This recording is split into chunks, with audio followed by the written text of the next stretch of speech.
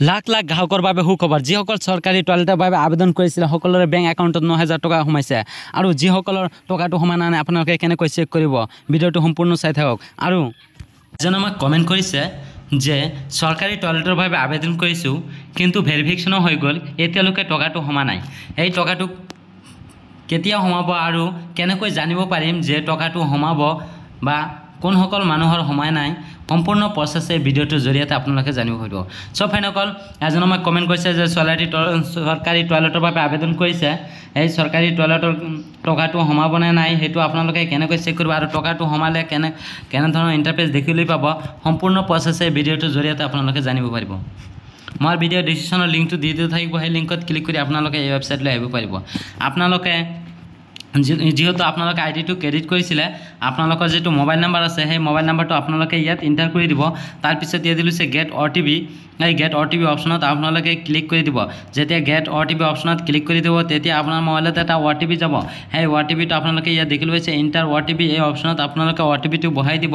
তাৰপিছত আপোনালোকে ইয়াত দেখিছে চিকিউৰিটি কোড, এই চিকিউৰিটি কোডটো আপোনালোকে ইয়াত দেখিবলৈ পাইছে ইণ্টাৰ চিকিউৰিটি কোড, এই অপশ্যনত আপোনালোকৰ এই চিকিউৰিটি কোডটো এণ্টাৰ কৰি দিব। তাৰপিছত হৈছে চাইনিং, এই চাইনিং অপশ্যনত আপোনালোকে ক্লিক কৰি দিব। ইয়াত দেখিবলৈ পাইছে আপোনালোকে মোৰ আইডিটো লগইন হৈ গ'ল। সব ফ্ৰেণ্ডসকল আপোনালোকে কেনেকৈ জানিব পাৰিব যে আপোনালোকৰ সেই আইডিটো আপোনালোকে যিসকলে চৰকাৰী টয়লেটৰ বাবে আবেদন কৰিছিলে আপোনালোকৰ টকাটো কেতিয়া সোমাব, আপোনালোকে কেনেকৈ জানিব, সম্পূৰ্ণ প্ৰচেছ আপোনালোকে ভিডিঅ'টো চাই থাকক। আৰু যদি আপোনালোকে মোৰ ভিডিঅ'টো নতুন চাই আছে তেনেহ'লে মোৰ চেনেলটো ছাবস্ক্ৰাইব কৰি লওক, কিয়নো এনেধৰণৰ গুৰুত্বপূৰ্ণ ভিডিঅ' চলাৰ লগে লগে যাতে আপোনাৰ মোবাইলত ন'টিফিকেশ্যনটো সোমায়। আৰু যিহেতু ফেচবুকত চাই আছে তেনেহ'লে মোৰ পেজটো ফ'ল' কৰি ৰাখক।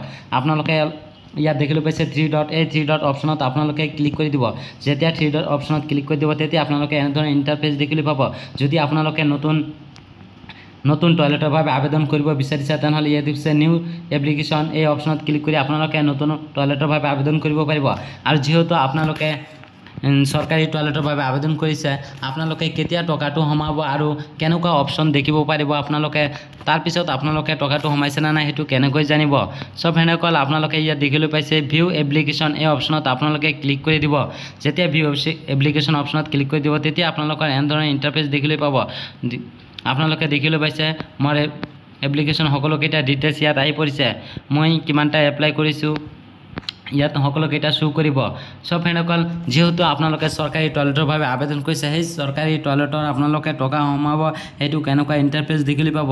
ইয়াত দেখিবলৈ পাইছে আপোনালোকে, মই জুম কৰি আপোনালোকক ইয়াত দেখাই দি আছোঁ এপ্লিকেশ্যন এপ্ৰুভেড।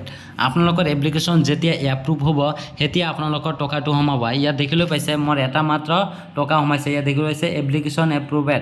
মোৰ যিহেতু এটা টয়লেটৰ লিষ্টত টকা অলৰেডি সোমাই গৈছে। আৰু ইয়াত দেখিবলৈ পাইছে এপ্লিকেশ্যন ৰিচিভ, সকলোকেইটা ৰিচিভ হৈ আছে। আৰু ইয়াত দেখিবলৈ পাইছে আৰু এটা এপ্ৰুভ হৈ গৈছে, ইয়াত দেখিবলৈ পাইছে টকা অলৰেডি সোমাই গৈছে। নিশ্চয় আপোনালোকে চাব পাৰিছে টকা সোমাইছে।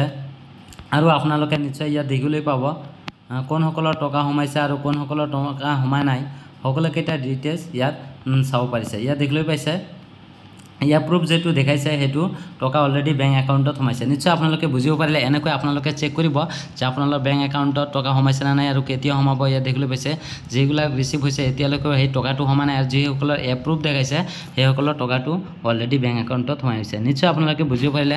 ভিডিঅ' চাই যদি আপোনালোকৰ অলপ সুবিধা হৈছে আপোনালোকে চেনেলটো ছাবস্ক্ৰাইব কৰি ৰাখক। Thank U.